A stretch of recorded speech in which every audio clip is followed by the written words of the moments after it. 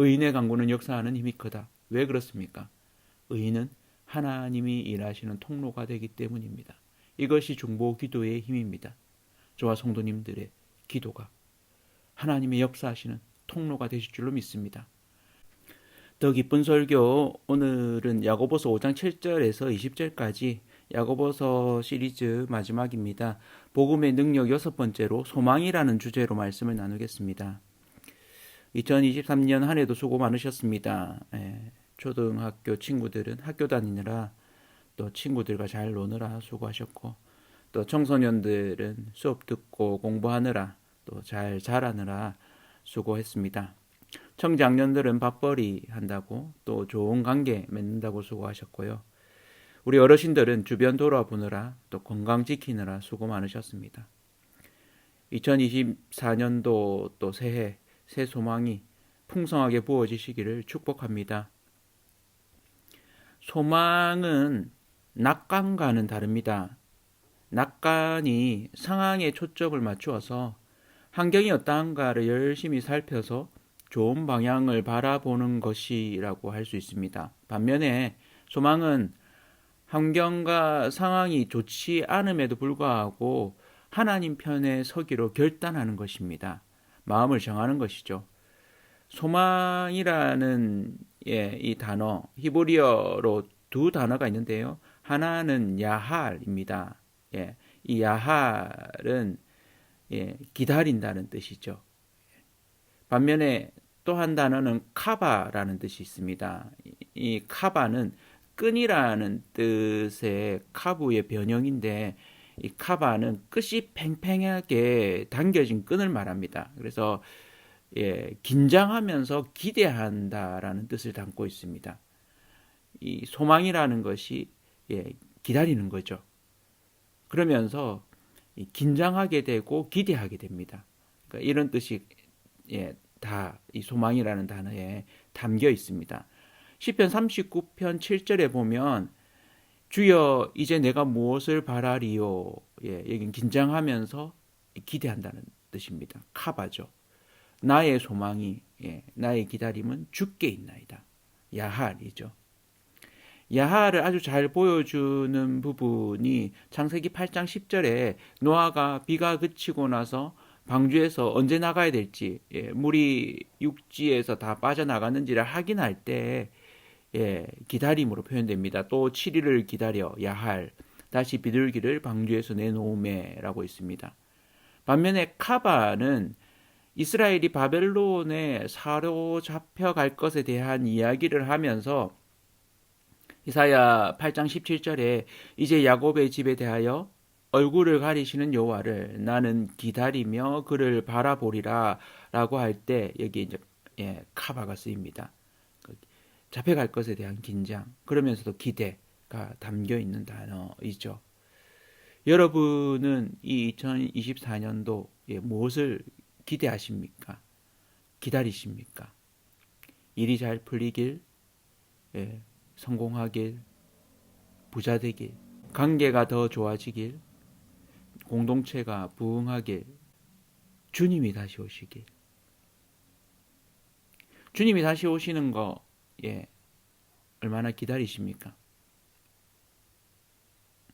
더 늦게 오길 바라지는 않습니까? 주님이 좀 빨리 오시면 참 좋겠습니다. 버스 정류장에서 버스를 기다리다가 주님이 확 오셨으면 합니다. 지하철을 기다리고 있는데 주님이 확 오셨으면 좋겠습니다. 내 생일을 기다리는데 주님이 확 오셨으면 좋겠습니다. 우리의 일이 잘 풀리는 것보다 더 근본적이고 본질적으로 우리의 상황이 완전히 새롭게 되는 것, 하나님 나라가 온전히 임하는 것입니다. 예수님이 다시 오시는 것이죠. 그런 의미에서 그렇게 예수님이 하루빨리 오셨으면 합니다. 아멘. 예수님의 동생 야고보 감독은 야고보서를 마무리하면서 주님의 다시 오심을 기다립니다. 야고보에게는 이런 소망이 있습니다. 주의 강림이 가깝다. 야고보서 5장 8절이죠. 너희도 길이 참고 마음을 굳건하게 하라. 주의 강림이 가까우니라. 9절에도 형제들아 서로 원망하지 말라. 그리하여야 심판을 면하리라. 보라 심판자가 문 밖에 서 계시니라. 문 앞에까지 왔다는 겁니다. 주님에 대한 소망이 있죠. 긴장하면서 기대하고 있습니다. 야할, 카바, 그 두의 느낌, 그 어감이 다 포함이 되어 있습니다. 2024년을 맞이하면서 우리 성도님들이 주님을 기대하고 긴장하면서 기다리셨으면 합니다. 소망은 성령의 열매입니다. 바울이 가장 중요한 것 세 가지를 믿음, 소망, 사랑에 이야기를 했는데 그 중에 포함되어 있습니다. 새해 우리 성도님들이 소망이 풍성하시기를 빕니다. 그렇다면 그 소망, 우리가 마음을 가진다고 해서 다 채워지지 않습니다.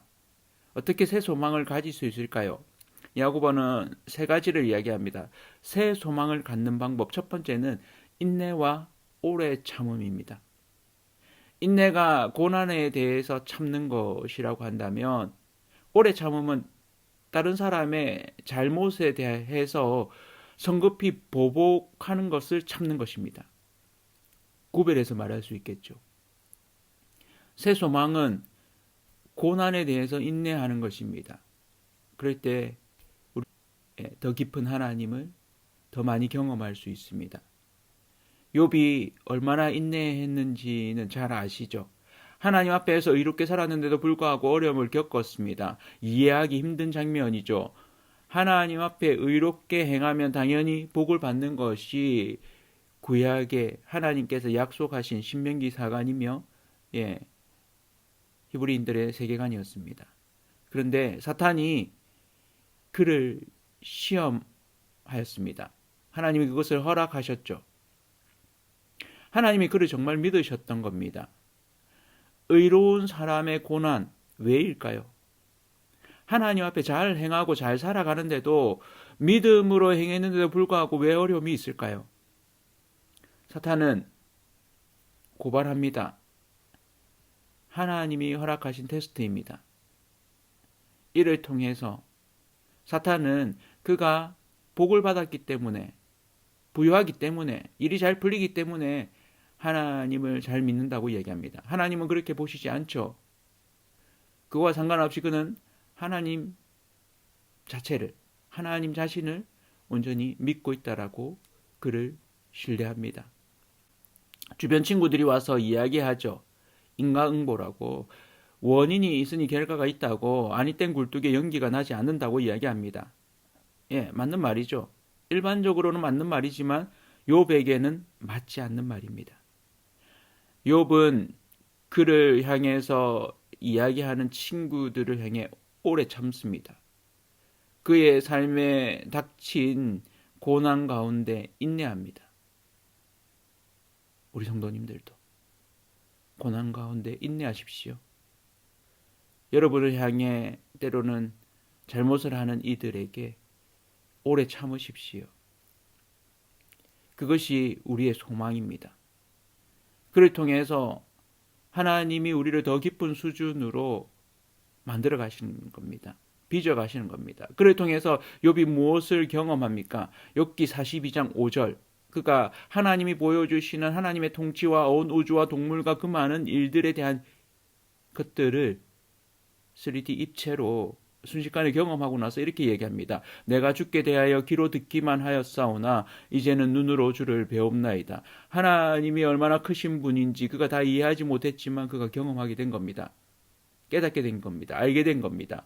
그래서 야고보는 이렇게 이야기하죠. 야고보서 5장 11절 보라 인내하는 자를 우리가 복되다 하나니 너희가 욥의 인내를 들었고 주께서 주신 결말을 보았거니와 주는 가장 자비하시고 긍휼히 여기시는 이시니라. 아멘. 고난을 인내하시고 나를 향해서 잘못을 하는 이들을 오래 참으심으로 하나님의 자비하심과 긍휼하심을 더 깊이 맛보는 하나님의 그 풍성하심을 그 임재를 맛보는 저와 성도님들 되시기를 축복합니다. 야고보는 인내와 관련해서 3번에 걸쳐서 이렇게 얘기합니다. 7절에 형제들아 주께서 강림하시기까지 길이 참으라 하고 보라. 9절에도 형제들아 서로 원망하지 말라 하고 보라. 10절과 11절에도 형제들아 고난과 오래 참음에 본으로 삼으라 보라. 길이 참으라 보라. 원망하지 말라 보라. 고난과 오래 참음에 본으로 삼으라 보라. 이렇게 얘기합니다. 그만큼 강조하고 있습니다. 새 소망이 어떻게 이루어질 수 있는지를 이야기하는 거죠. 주님이 가까이 오셨습니다. 우리가 참는 이유, 무턱대고 참는 게 아닙니다. 바보라서 참는 게 아닙니다.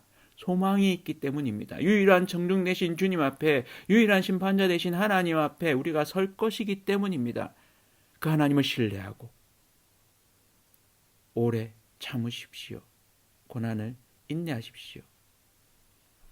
하나님의 친구로 더 깊이 하나님을 경험하시는 우리 성도님들 되실 줄 확신합니다.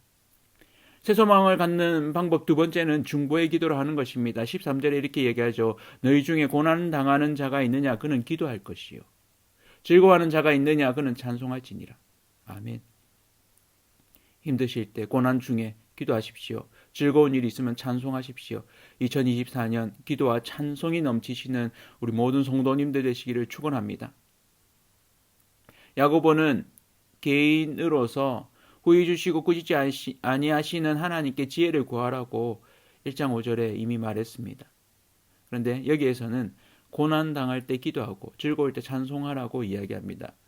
그리고 더 나아가서 병든 자가 있으면 장로들을 청해서 기름을 바르고 기도하며 서로 죄를 고백하고 병 낫기를 위해 서로 기도하라고 얘기합니다. 왜 그렇습니까? 인간이 할 수 있는 기름 바르는 일, 그 당시에 기름이라는 것이 의약품이죠.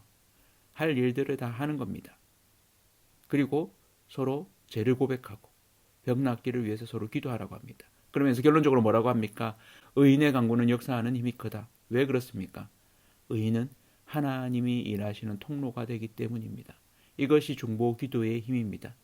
저와 성도님들의 기도가 하나님의 역사하시는 통로가 되실 줄로 믿습니다.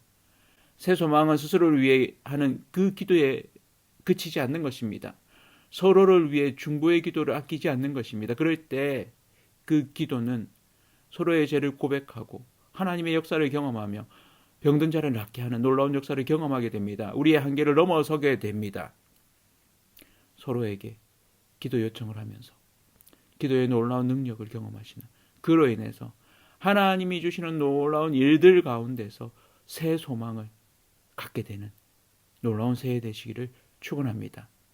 야고보서 5장 15절이죠. 그러므로 너희 죄를 서로 고백하며 병이 낫기를 위하여 서로 기도하라. 의인의 간구는 역사하는 힘이 큼이니라. 아멘. 이 나라를 위해서 함께 기도합시다. 엘리야가 이스라엘을 위해서 기도함으로 3년 6개월 동안 비가 내리지 않았고 또 다시 기도함으로 하늘이 비를 주고 땅이 열매를 맺었습니다. 기도의 능력은 이렇게 대단합니다. 하나님이 이 땅 가운데 이 대한민국을 사랑하셔서 놀라운 일들을 하실 것입니다. 믿고 의지함으로 기도하는 저와 온 성도님들 되시기를 바랍니다. 세 번째로 새 소망을 받는 비결은 공동체적 사랑입니다. 저는 그렇게 붙여봤습니다. 공동체적 사랑. 다른 말로 한다면 공동체적 권고입니다. 때로는 바른 이야기, 정직한 이야기로 해야 합니다. 야고보서 5장 12절에는 이렇게 얘기합니다. 내 형제들아 무엇보다도 맹세하지 말지니 하늘로나 땅으로나 아무 다른 것으로도 맹세하지 말고 오직 너희가 그렇다고 생각하는 것은 그렇다 하고 아니라고 생각하는 것은 아니라 하여 정죄받음을 mer하라. 공동체의 거룩함, 정결이 중요하다고 얘기합니다. 하나님 앞에 바로 서야 한다고 이야기합니다. 그래서 공동체적 사랑이 필요합니다. 공동체적 권고가 필요합니다. 이 야고보의 말씀의 마무리는 이렇게 마무리됩니다. 19절 20절이죠. 내 형제들아 너희 중에 미혹되어 진리를 떠난 자를 누가 돌아서게 하면 너희가 알 것은 죄인을 미혹된 길에서 돌아서게 하는 자가 그의 영혼을 사망에서 구원할 것이며 허다한 죄를 덮을 것임이라. 아멘. 우리 공동체가 영혼을 살려내는, 하나님 앞에 돌이키는 자를 오히려 다시 돌아서게 하는 그런 놀라운 역사를 그 공동체적 사랑을 이루어내는 그런 우리 공동체 되기를 축원합니다. 부모가 자녀를 정말 사랑하면 야단칩니다. 무조건 다 받아주는 것이 사랑이 아니죠. 때로는 바로 잡아야 됩니다. 훈계하고 가르쳐야 되죠. 참 어렵습니다. 그런데 야고보는 이 말로 마무리하고 있습니다. 구원에서 떨어지는 것이 가장 무서운 일이기 때문입니다. 진리에서 벗어나지 않도록 공동체적 사랑을 통해서 공동체적 권고, 공동체적 직면, 공동체적 돌봄을 통해서 영혼을 구해내는 그런 우리 공동체, 또 우리 모든 성도님들 되시기를 축복합니다. 노량이라는 영화를 봤습니다. 이순신 장군의 그 시대를 읽어내는 주도 면밀함, 또 그를 위해서 준비하는 유비무환, 정말 큰 사람이구나 하는 것을 좀 보게 되었습니다. 그래서 그를 통해서 우리 인생에 좋은 본이 있다는 것을 보게 되었습니다. 그러면서 이걸 영적으로 좀 해석을 한다면 도망가는 일본 군들이 결코 그냥 도망치지 않을 것을 이순신 장군은 알았습니다. 그래서 철저하게 대비했고 그로 인해서 일본을 박살냈습니다. 그리고 일본은 다시 쳐들어올 수 없는 상황에 이르게 되죠. 사탄은 어떻습니까? 결국 사탄은 박살이 날 것입니다. 그러나 마지막 시대 사탄은 결코 만만하게 박살이 나는 걸로 끝나지 않습니다. 우리를, 공동체를, 믿음의 공동체가 성장할 때, 믿음의 사람들이 잘 살아갈 때 가만두지 않습니다. 소망을 가지고 철저하게 준비하고 믿음의 싸움을 싸워서 박살내는, 그로 인해서 우리 공동체가 더 견고해지기를 축원합니다. 그럴 때 우리가 하나님을 더 깊이 경험할 뿐만 아니라 서로를 위해 기도함으로 하나님의 일하심을 경험하게 되고 공동체적인 사랑을 통해서 옆에 있는 지체를, 공동체의 성도를 돌이키게 하며 구원에 이르게 할 것입니다. 2024년 믿음의 공동체로 새 소망이 풍성하기를 축복합니다.